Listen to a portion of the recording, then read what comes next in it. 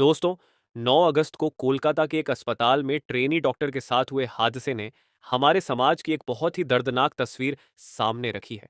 ये कोई साधारण घटना नहीं थी, बल्कि यह एक गंभीर अपराध था जिसने इंसानियत को झकझोर कर रख दिया।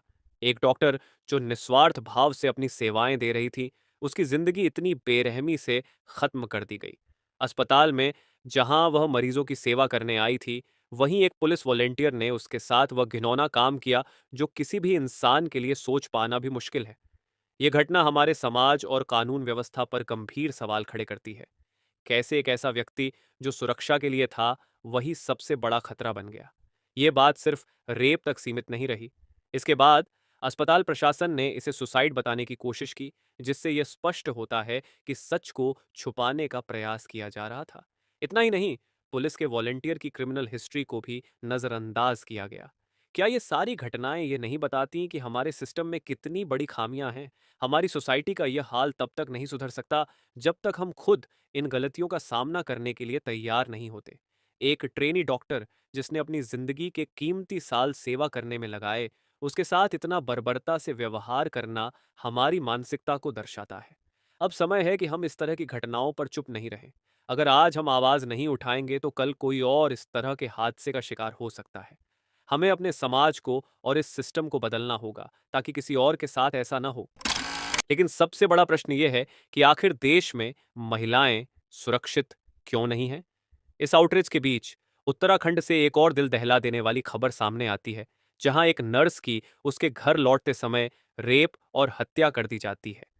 हर बार जब ऐसी घटनाएं होती हैं, हम कुछ दिन आक्रोशित होते हैं, प्रदर्शन करते हैं, न्याय की मांग करते हैं और फिर धीरे धीरे यह मामला ठंडा पड़ जाता है। लेकिन इस समस्या का जड़ में जाकर समाधान निकालने की जरूरत है। 3 मुख्य कारणों पर हमें लगातार चर्चा करनी चाहिए। पितृसत्तात्मक मानसिकता, पेट्रियार्कल माइंडसेट। समाज में महिलाओं के प्रति जो नकारात्मक दृष्टिकोण है, उसकी जड़ें बहुत गहरी हैं। इंटरनेट पर महिलाओं का वस्तुकरण किया जा रहा है, जो मानसिकता को दूषित करता है। टेलीविजन और फिल्मों में जैसे कबीर सिंह या एनिमल हिंसा और महिलाओं के प्रति अभद्रता को सामान्यीकृत कर रही है।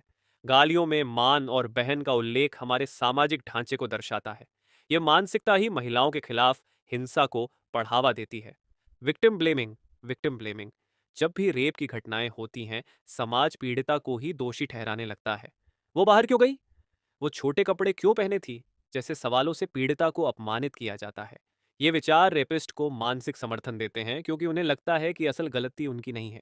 अगर हमें सच में इस देश को महिलाओं के लिए सुरक्षित बनाना है, तो इन 3 पहलुओं पर गंभीरता से काम करना होगा।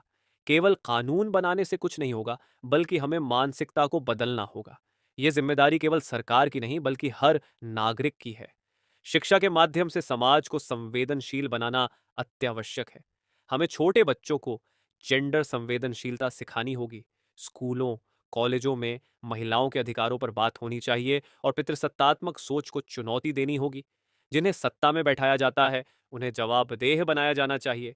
न्यायिक प्रक्रिया को तेज और पारदर्शी बनाना होगा, ताकि पीड़ितों को जल्द से जल्द न्याय मिल सके और दोषियों को सजा मिले, चाहे वो कितने भी ताकतवर क्यों न हो।